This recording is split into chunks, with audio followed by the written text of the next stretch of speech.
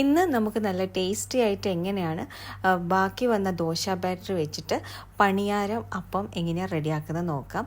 അതിന് കുറച്ച് coconut oil ഒരു പാനിൽ ഒഴിച്ചിട്ടുണ്ട്. അതിലേക്ക് കടുക്, പിന്നെ കുറച്ച് ചോപ്പ് ചെയ്ത ഇഞ്ചി, പിന്നെ കുറച്ച് സവാള ചോപ്പ് ചെയ്തത് വളരെ കുറച്ചേ ഇട്ടിട്ടുള്ളൂ. പിന്നെ പച്ചമുളക്, ഒരു പച്ചമുളക്, ഒന്നോ രണ്ടോ പച്ചമുളക് ചോപ്പ് ചെയ്തത്, പിന്നെ കുറച്ച് കറിവേപ്പിലയും കൂടെ നന്നായിട്ട് ചോപ്പ് ചെയ്തതാണ്.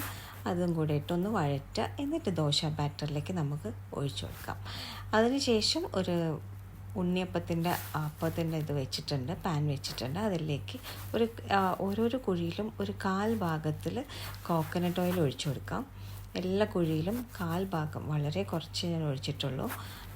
എല്ലാത്തിലും ഒരു 1/4 ഭാഗം കോക്കനട്ട് ഓയിലാണ് ഒഴിക്കുന്നത്. കോക്കനട്ട് ഓയിൽ ഉണ്ടാക്കുന്നതാണ് ഈ ഒരു അപ്പത്തിന് ടേസ്റ്റ്. ഞാൻ കോക്കനട്ട് ഓയിൽ തന്നെയാണ് ഒഴിച്ചിട്ടുള്ളത്. ഒരു 1/4 ഭാഗം എല്ലാത്തിലും ഇപ്പോൾ ഒഴിച്ചുകൊണ്ടിരിക്കുകയാണ്. അന്ന് ഈ എണ്ണ ചൂടായോ നോക്കാൻ വേണ്ടി നമുക്കൊരു ഡ്രോപ്പ് മാവ് ഒഴിച്ചു കൊടുത്തപ്പോൾ നന്നായിട്ട് ചൂടായിട്ടുണ്ട്. അപ്പോൾ ഞാൻ ഓരോരോ സ്പൂണ് വെച്ചിട്ടാണ് ഓരോരോ കുഴിയിലും ഒഴിച്ചു കൊടുക്കുന്നത്. ഒരു ടീസ്പൂൺ വെച്ചിട്ട് അങ്ങനെ ഇപ്പം എല്ലാത്തിലും ഇങ്ങനെ ഒഴിച്ചുകൊണ്ടിരിക്കുകയാണ്. ഇതിങ്ങനെ ഒഴിച്ച് ഇനി എല്ലാത്തിലും ഇങ്ങനെ ഒഴിച്ച് നമുക്ക് ഇത് 2 ഭാഗവും മറിച്ചിട്ട് ഇതിൻ്റെ കളർ ഒരു ലൈറ്റ് ഗോൾഡൻ കളറാണ്. എല്ലാ ഭാഗവും അല്ല, വൈറ്റ് ആൻഡ് ഗോൾഡനും കൂടെ മിക്സ് ആയിട്ടുള്ളൊരു കളറാണ് ഇതായിട്ട് കിട്ടേണ്ടത്. അപ്പോൾ ഞാനിപ്പോൾ എല്ലാത്തിലും ഒഴിച്ചിട്ടുണ്ട്. ഇനി ഇത് സിമ്മിലിട്ടിട്ടാണ് ഫ്രൈ ചെയ്തെടുക്കേണ്ടത്. ഒന്നായിന്ന് കാണുമ്പോൾ നമുക്ക് ഇങ്ങനെ ഇതേപോലെ ഒരു സ്റ്റിക്ക് വെച്ചിട്ട് ഇങ്ങനെ മറിച്ചിട്ട് കൊടുക്കാം. അങ്ങനെ ഇപ്പോൾ 2 ഭാഗവും എല്ലാം മറിച്ചിടണം.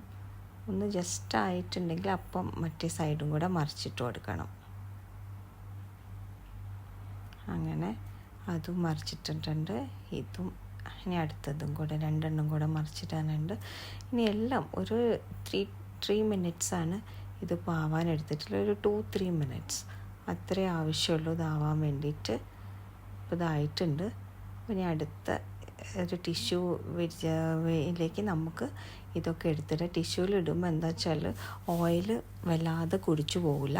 അപ്പോൾ ഓയിലൊന്നും ആവാതിരിക്കാൻ വേണ്ടിയിട്ട് ഞാൻ ടിഷ്യൂവിലേക്കാണ് മാറ്റുന്നത്. ഇനി അടുത്തതും കൂടെ ഒഴിച്ചു കൊടുക്കാം. ഇനി എല്ലാത്തിലും ഓരോരോ സ്പൂൺ വെച്ചിട്ട് നമുക്കിങ്ങനെ ഒഴിച്ച് കൊടുക്കാം. അങ്ങനെ ഇതിലേക്കും ആയിട്ടുണ്ട്. ഇനിയിപ്പോൾ എല്ലാത്തിലും ഓരോരോ സ്പൂൺ വെച്ചിട്ട് ഒഴിച്ചു കൊടുക്കാം.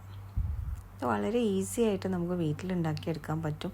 ബാക്കി വന്ന് ഡെയിലി ഇപ്പോൾ ദോശ വീട്ടിലുണ്ടാകുമ്പം ഒരു ദിവസം ദോശ, ഒരു ദിവസം തട്ട് ദോശ, പിന്നെ ഒരു ദിവസം പണിയാരം, ഒരു ദിവസം ഇഡലി. അപ്പം നമുക്ക് മടുപ്പ് വരില്ല. ഡെയിലി ദോശയാകുമ്പോൾ നമുക്ക് മടുത്തു പോകും. അപ്പോൾ അതുകൊണ്ട് ഇതും ആയിട്ടുണ്ട്. ഇപ്പോൾ 2 സൈഡും ഇങ്ങനെ മറിച്ചിട്ട് കൊടുക്കാം. ഇപ്പോൾ കുട്ടികൾക്കൊക്കെ സ്കൂളിലേക്ക് പാക്ക് ചെയ്ത് കൊടുക്കാൻ പറ്റുന്ന ഈസി ആയിട്ടുള്ളൊരു റെസിപ്പി കൂടിയാണിത്. ഇതിൻ്റെ കൂടെ നല്ല തേങ്ങാ ചമ്മന്തി കൂട്ടിയിട്ട് കഴിക്കാനാണ് ടേസ്റ്റ്. തേങ്ങ, പച്ചമുളക്, ഇഞ്ചി, കുറച്ച് ഉപ്പ്, ഒരു ചെറിയ ഉള്ളി ഒരു ചെറുത് കൂടെ ഗ്രൈൻഡ് ചെയ്ത് കുറച്ച് വെള്ളത്തിൽ ഗ്രൈൻഡ് ചെയ്ത് നല്ല ടേസ്റ്റാണ് ഇതിൻ്റെ കൂടെ കഴിക്കാൻ വേണ്ടി. അപ്പോൾ നമ്മൾ റെഡി ആയിട്ടുണ്ട്. കുഴി പണിയാരം അപ്പോൾ ഇവിടെ റെഡി ആയിട്ടുണ്ട്. അപ്പോൾ എല്ലാവരും ഒന്ന് ട്രൈ ചെയ്ത് നോക്കാം. ഈ റെസിപ്പി ഇഷ്ടപ്പെട്ട ഒന്ന് ലൈക്ക് ചെയ്യുക, അതേപോലെ ഷെയർ ചെയ്യുക, പിന്നെ സബ്സ്ക്രൈബും ചെയ്യുക. Thank you.